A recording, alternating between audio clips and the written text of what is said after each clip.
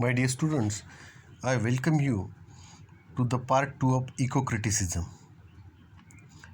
The field undertakes a critical reconceptualization of dichotomies like nature and culture, self and other, and body and mind that have been ingrained in Western thinking since the Enlightenment.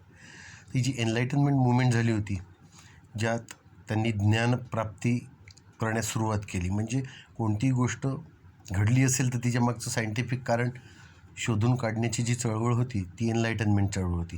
आणि त्यात मग या पाश्चात्य विचारसरणीच्या ज्ञानपिपासू वृत्तीने मग त्यांनी अभ्यास करायला सुरुवात केली, परत संकल्पना मांडायला सुरुवात केली, जसं निसर्गाची, संस्कृतीची, मनुष्य आणि स्वतः,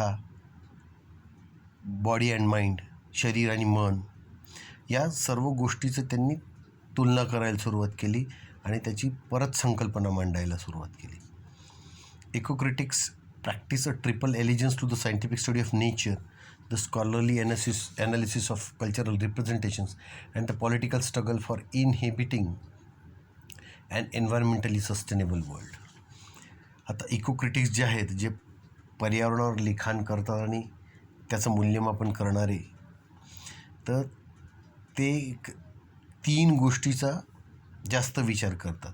पहिला सायंटिफिक स्टडी ऑफ नेचर, निसर्गाचा वैज्ञानिक दृष्टीने अभ्यास, scholarly analysis of cultural representation म्हणजे अतिशय खोलवर जाऊन केलेला अभ्यास, सांस्कृतिक प्रतिनिधित्वाचा म्हणजे संस्कृतीत आपल्या पर्यावरणाचं स्थान काय आहे याचा खोल अभ्यास, आणि पॉलिटिकल स्ट्रगल आणि राजकीय लढा काय आहे for inhibiting and एन्व्हायरमेंटली sustainable world. म्हणजे पर्यावरणदृष्ट्या चिरंतन असं जग आपल्याला मिळवायचं आहे. चिरंतन म्हणजे कायमचं, म्हणजे सतत पर्यावरणावर आपल्याला बोलायचं काम नाही पडलं पाहिजे, असं सस्टेनेबल वर्ल्ड तयार करण्यासाठी राजकीय लढा काय द्यावा लागला, अशा या तीन गोष्टीचा अभ्यास हे इकोक्रिटिक्स करतात. An important landmark in the history of eco-criticism was the founding of ASLE. ASLEचं लॉंग फॉर्म आहे the Association for the study of Literature and the Environment in the United States in 1992, an organization whose biennial conferences energize work in the domain. एक महत्त्वाची landmark घटना म्हणजे महत्त्वाची नोंद घेण्यालायक घटना घडली इकोक्रिटिसिझमच्या इतिहासात, ती म्हणजे ASLEचं स्थापना झाली अमेरिकेत 1992 साली.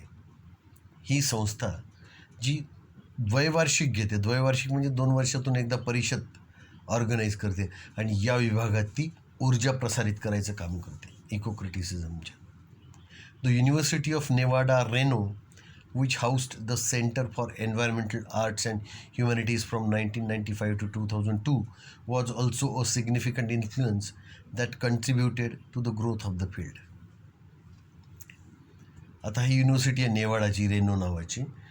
त्यांनी centre for environmental arts and humanities 95 ते 2002पर्यंत हे केंद्र चालवलं तिथे, आणि हा एक खूप मोठा प्रभाव होता. यांनी काय झालं की या क्षेत्राच्या विकासात खूप मोठा हातभार लागला. कोणत्या? इकोक्रिटिसिझमच्या विकासात. Notable works such as Lawrence Buell's the Environmental Imagination 1995 and Cheryl Godfrey and Harold Fromm's the Ecocriticism Reader 1996 that were published during the 90s helped lay the canonical foundations of the field. आता काही महत्त्वाची कार्य घडली. Lawrence ब्युएलनी the Environmental imagination लिहिलं 1995ला, Cheryl गॉडफ्रेल्टीनी आणि Harold फ्रॉम्सनी the Ecocriticism reader लिहिले 1996ला, आणि हे पब्लिकेशन्स घडले 90च्या दशकात. आणि यामुळे काय झालं की एक अतिशय ऐतिहासिक आणि खूप मोठ्या प्रमाणात एक पाया रचल्या गेला या इकोक्रिटिसिझम क्षेत्राचा. ASLE's influence spread quickly with sister organizations being established in Japan and United Kingdom, Ireland, South Korea, Australia, New Zealand, India, Canada, Taiwan, Bangladesh, Southeast Asia, Brazil, and the Independent European Association for the Study of Literature, Cultural and Environment in Europe. आता ही EASLCE नावाची संस्था, तिचं long form आहे European Association for the study of Literature, Culture and Environment. In Europe. युरोपात ही संस्था कार्य करते. आणि या ASLEचा प्रभाव इतक्या लवकर पडला आणि त्यांच्या काही सिस्टर कन्सर्न होत्या, सिस्टर ऑर्गनायझेशन, त्यांच्या सहसंस्था ज्या होत्या, Japan, United Kingdom, Ireland, South Korea, Australia, New Zealand, India, Canada, Taiwan, Bangladesh, South East Asia, Brazil आणि Independent European Association for the study of Literature, Culture and Environment in Europe, इतक्या जागी यांनी प्रभाव पसरवायला सुरुवात केली. The primary journals of the eco-critical movement, namely the American ISLE. ISLE's long form आहे Interdisciplinary Studies in Literature and the Environment. The British Green Letters and the Australian Environmental Humanities have majorly contributed to the promotion of environmental scholarship and pedagogy. आता जे प्राथमिक याची जी मासिकं होती किंवा ज्यांनी प्रकाशित केलं साहित्य या इको क्रिटिकल मुवमेंटचं, त्यात अमेरिकन आईल होती ISLE, ब्रिटिश ग्रीन लेटर्स होती, ऑस्ट्रेलियन एन्व्हायरमेंटल ह्युमॅनिटीज होती. आणि यांनी खूप मोठ्या प्रमाणात आपलं योगदान दिलं. कशासाठी? तर पर्यावरणाचा अभ्यास आणि पर्यावरणाचं जे शिक्षण पद्धती आहे त्याच्या प्रमोशनसाठी, त्याच्या प्रचार प्रसारासाठी खूप मोठं योगदान दिलं. Having started off as a northern movement predominantly centered in the UK and the US, eco-criticism has since emerged as a truly rhizomatic movement grappling with issues of race, class, gender, animal rights, toxicity and other categories. आता ही उत्तरेकडली चळवळ म्हणून सुरू झाली. उत्तरेकडली म्हणजे उत्तर गोलार्धात वरचे सगळे विकसित देश, जसं युनायटेड किंगडम, युनायटेड स्टेट्स. तर इथे खऱ्या अर्थाने ही मुवमेंट जागृत झाली. खूप मोठ्या प्रमाणावर या लोकांनी इथे प्रसार करायला सुरुवात केला. कारण पर्यावरण नाही तर आपण नाही, आणि पर्यावरणाची जागृती कशाद्वारे करता येईल तर साहित्याद्वारेच. मग यांनी कोणते कोणते इश्यू हाती घेतले तर रेस, वंश, क्लास, वर्ग, जेंडर, लिंग, ॲनिमल, प्राणी राईट्स, अधिकार, टॉक्झिसिटी, जे जहर पसरत आहे पर्यावरणात ते, आणि इतर कॅटेगरीज, हे इश्यू त्यांनी हँडल केले. It helps us to make sense of the myriad ways in which nature is defined and debated in our cultural spaces, which in turn influences our understanding of the unfolding environmental crisis. आता आपल्याला या गोष्टी कशासाठी मदत करतात? तर अनेक प्रकारे आपण निसर्गाची मदत करू शकतो, निसर्गाची व्याख्या करू शकतो. आणि यात काय होतं, संस्कृतीत अनेक लोकांनी निसर्गाची वेगवेगळी व्याख्या केली आहे, त्यावर वादविवाद होतात. कोणी निसर्गाला देव म्हणतो, कोणी म्हणतो निसर्ग देव नाही तर आपला रक्षणकर्ता आहे.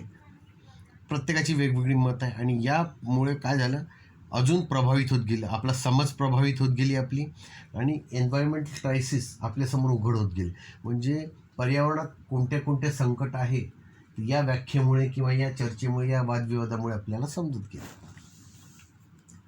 Eco-criticism runs a whole gamut of definitions, the most well-known being the one Cheryl Gladfeld's proposed in the Eco-criticism reader. तर इको-क्रिटिसिझममध्ये काय होतं की आपल्याकडे खूप मोठं क्षेत्रच आहे व्याख्येचं. इको-क्रिटिसिझममुळे आपल्याला त्याच्या व्याख्या समजत जातात. नेचर काय आहे, नेचरच्या व्याख्या, इकोसिस्टीमच्या व्याख्या, इकॉलॉजीच्या व्याख्या. आणि सगळ्यात महत्त्वाची चेरिल ग्लॉडफेल्टीने त्याच्या द इको क्रिटिसिझम रीडरमध्ये प्रस्तावित केलेली आहे एक व्याख्या, ती सगळ्यात जास्त मानल्या जाते. ती अशी आहे, the study of the relation between literature and the physical environment. तर इको क्रिटिसिझमची व्याख्या कशी झाली आहे आता तयार, की इको क्रिटिसिझम म्हणजे the study of relation between literature and the physical environment. आपलं भौतिक पर्यावरण आणि साहित्यातलं नातं म्हणजेच eco criticism. Scott Slovic points out that there is no single dominant worldview defining eco-critical practice, since it is being redefined daily by the actual practice of thousands of literary scholars around the world. Scott स्लोविकनी हे निदर्शनास आणून दिलेलं आहे की कोणतीही प्रभावी जगाच्या दृष्टीने इको क्रिटिकलची एक व्याख्या नाही. कारण हे क्षेत्रच असं आहे की इथे दररोज याची व्याख्या रिडिफाईन होते, परत परत त्याची व्याख्या करण्यात आलेली आहे. आणि अनेक साहित्यिक अभ्यासक आहे जगभर, जे हजारो साहित्यिक रोज वेगवेगळ्या व्याख्या करत आहे. प्रत्येकजण आपली व्याख्या आणत आहे, त्यामुळे कोणती प्रभावी व्याख्या नाही. हे इको क्रिटिसिझम कंटेनिंग मल्टिट्यूड्स पुस्तकात आहे. पेज नंबर 160-161 हे विधान दिलेलं आहे. Lawrence Buell provides a checklist of ingredients that constitute an environmentally oriented work of literature.